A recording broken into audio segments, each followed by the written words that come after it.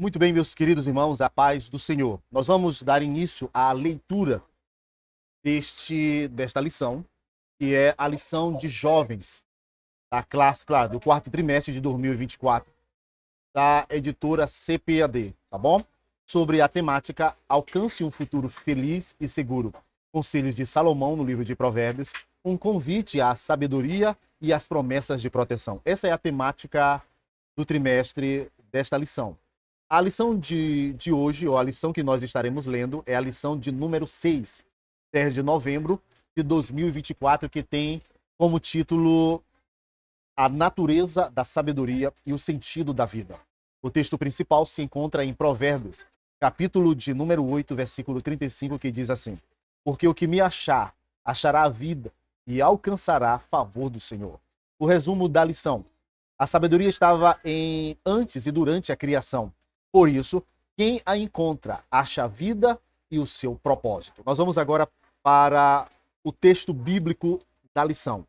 Provérbios, capítulo 8, dos versículos 22 a 31, diz assim: O Senhor me possui, ou o Senhor me possuiu no princípio de seus caminhos e antes de suas obras mais antigas.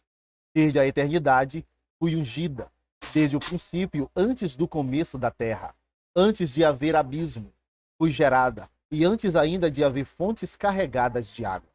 Antes que os montes fossem firmados, antes dos outeiros, eu fui gerada. Ainda ele não tinha feito a terra, nem os campos, nem sequer o princípio do pó do mundo.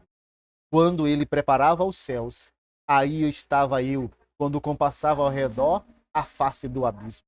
Quando firmava as nuvens de cima, quando fortificava as fontes do abismo, quando punha o mar no seu termo, para que as águas não trespassassem o seu mando, quando compunha os fundamentos da terra. Então, eu estava lá com ele, e era seu aluno, e era cada dia as suas delícias, folgando perante ele em todo o tempo. Então, folgando no seu mundo habitável e achando as minhas delícias com os filhos dos homens. A introdução da lição. Nesta lição, estudaremos uma seção de Provérbios considerada o coração do livro. Ela apresenta a sabedoria em primeira pessoa, mostrando que ela estava antes e durante o processo criativo de Deus. Gerada e ungida pelo Criador, essa sabedoria, quando está presente em nós, traz sentido e segurança para o caminho. Por isso, quando a encontramos, na verdade, achamos a vida e o seu sentido. Provérbios, capítulo 8, 35. O primeiro ponto da lição diz assim: Deus, a fonte geradora de sabedoria. O primeiro subponto, o primeiro subtópico da lição, a importância de Provérbios 8, de 22 a 31. A seção bíblica de Provérbios 8, 22 a 31 é considerada pelos estudiosos como a mais importante do livro, diferentemente de outras seções do livro de Provérbios, em que há advertências a respeito da família, da castidade sexual, do cuidado com o coração eram enfatizadas. Esta seção traz uma descrição bela da origem da sabedoria. A seção também mostra como que a sabedoria apresenta suas orientações que revelam segurança no percurso da jornada. Importante destacar que a seção se encontra na primeira pessoa. Veja como o texto é introduzido. O Senhor me possuiu no princípio de seus caminhos e antes de suas obras mais antigas. Provérbios, capítulo 8, versículo 22. A sabedoria fala em Provérbios. O segundo subtópico diz assim: a sabedoria gerada e criada por Deus. Esta seção nos mostra que o próprio Deus gerou a sabedoria. Por isso, é muito interessante meditarmos na expressão me possui, que aparece no versículo 22. Ela aparece no texto hebraico como guanar, que ao longo do texto de Provérbio carrega o sentido de comprar, adquirir ou possuir. Os estudiosos, porém, concordam que a palavra no versículo 22 é ambígua e, por isso, ela tem muitas formas de tradução. Contudo, há uma convergência para reconhecer que ela tem a ver com a ideia de que a sabedoria existia antes da criação de Deus. Expressões como desde a eternidade, fui ungida, antes de haver abismo, fui gerada, ele ainda não havia feito a terra. Os versículos 23 a 26 convergem bem para esse sentido. Antes mesmo de existir o mundo visível, a sabedoria estava com Deus. O terceiro subponto, ou o terceiro subtópico, diz assim: a sabedoria e o processo de criação. Os versículos 27 a 29 retrata a sabedoria atuando no processo da criação. Eles mostram que, enquanto Deus criava os céus, nos versículos 27, passava sobre e fortificava as faces do abismo, 27 e 28. Quando cuidava do mar e estabelecia os fundamentos da terra, versículo 29, a sabedoria estava com Deus durante todo o processo criativo. Entretanto, o versículo mostra que a sabedoria estava como uma aluna de Deus, folgando e participando de sua criação, versículos 30 e 31. Toda essa descrição da sabedoria tem uma referência com o Evangelho de João. No princípio era o Verbo, e o Verbo estava com Deus, e o Verbo era Deus.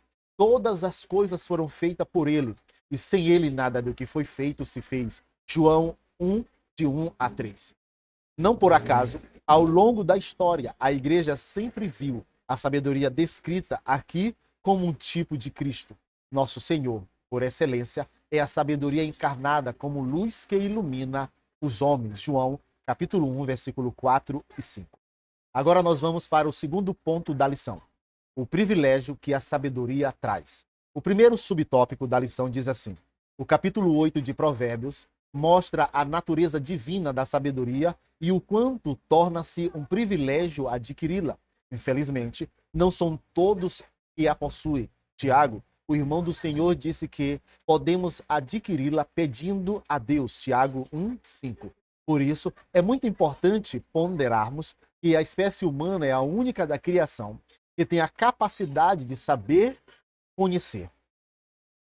Nenhum outro ser terreno pode ter o conhecimento da realidade, nem o mineral, nem o vegetal, nem o animal irracional. Por isso, sobre nós pesa o privilégio e a responsabilidade de saber as coisas. Somos os únicos que podemos compreender o início e o fim da vida, os acertos e os erros de nossas escolhas, e a partir da criação, perceber a existência do Criador que ordena todas as coisas. Romanos capítulo 1, 20.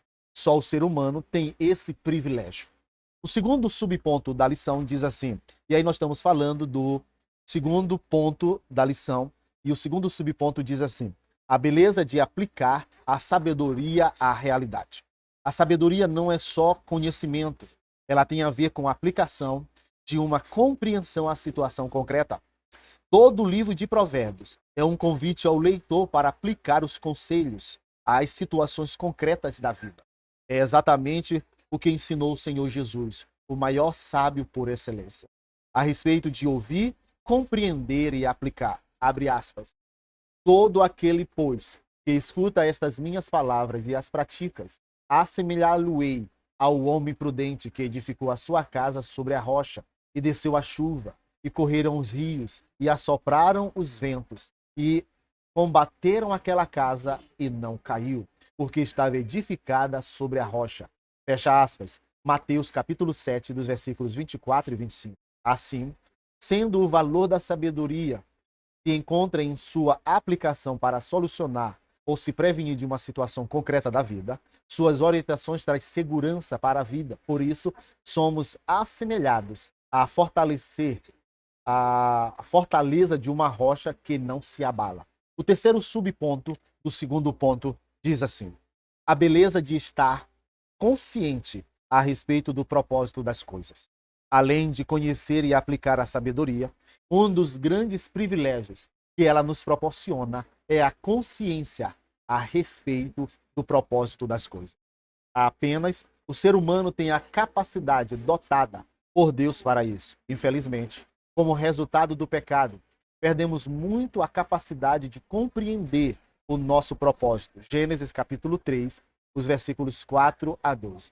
Não menos ruim, há quem diga que não há propósito na vida do ser humano. Essas frases fazem parte do vocabulário de quem gosta de brincar de desconstruir o outro. Geralmente, quem faz isso já se encontra desconstruído por dentro. A sabedoria da fé cristã zela sempre pela construção positiva do sentido da vida das pessoas, pois olhando para Deus e observando a natureza, conforme narrado em Provérbios 8, há um propósito muito claro na criação. Ora, a vida no mundo só é possível porque cada ser vivo está agindo segundo o seu propósito, a sua função. Entretanto, só o ser humano pode ter consciência disso. A propósito, qual é o sentido da sua vida? Nós vamos agora para o terceiro ponto da lição, que diz assim: conscientizando-se do sentido da vida. O primeiro subponto diz assim: é sábio compreender o sentido da vida. Ainda no capítulo 8, o sábio escreve: porque o que me achar, achará a vida e alcançará favor do Senhor. Provérbios 8, 35.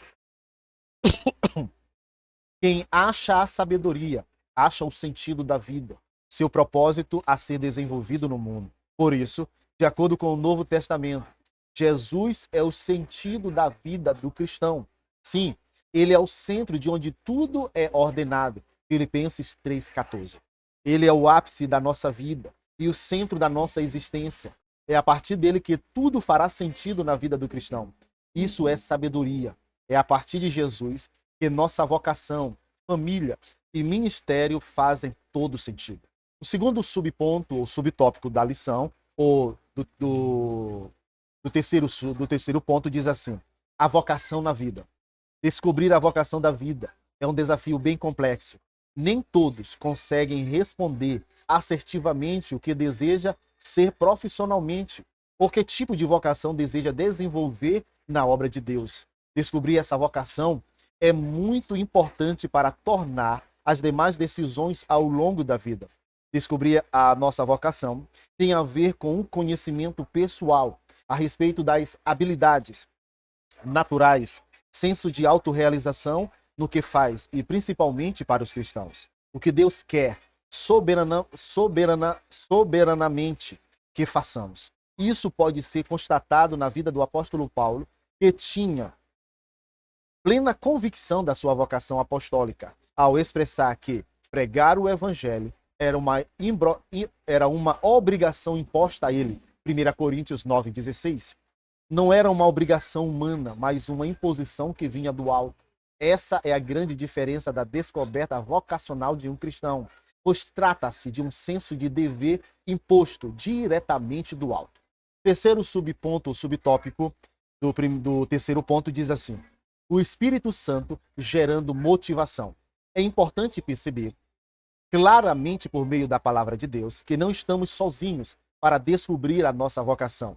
Em Êxodo capítulo 31, Deus encheu a Bezalel com seu espírito, juntamente com Auliabe, de sabedoria, entendimento e ciência, para fazer trabalhos artísticos para o tabernáculo. Êxodo capítulo 31, dos versículos 1 a 11. Em Atos, lemos que o Espírito Santo separou mestres e profetas, incumbindo-os de uma tarefa transcultural no sentido de proclamar o evangelho às nações. Atos 13, dos versículos 1 a 3. Sim, por intermédio do Espírito Santo, a sabedoria divina continua a produzir poder criativo. Nós somos os instrumentos pelos quais a sabedoria fluirá no poder do Espírito Santo para produzir algo que glorifique a Deus e supra uma necessidade do próximo. Assim, em Cristo, estaremos realizados quando descobrirmos o que viemos fazer no mundo para glorificar a Deus e servir o próximo. Tudo o que fazemos, direto ou indiretamente, afetará o outro. Por isso, nenhum dom ou vocação pode ser desassociada da virtude maior, o amor. 1 Coríntios 13, de 1 a 3. Quando isso acontece, é porque a sabedoria divina se manifestou. Nós vamos agora para a conclusão. Qual é o sentido da sua vida? Talvez você demore alguns meses ou até mesmo alguns anos para responder assertivamente. Mas você tem um propósito dado por Deus para viver. Por isso, busque a sabedoria em Deus.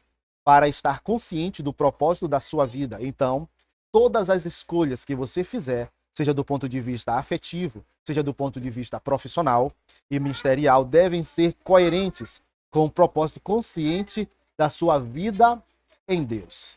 Que Deus em Cristo vos abençoe. Esta foi a lição de número 6 deste trimestre com esta temática. Que Deus em Cristo vos abençoe, em nome de Jesus. Amém. E a paz do Senhor.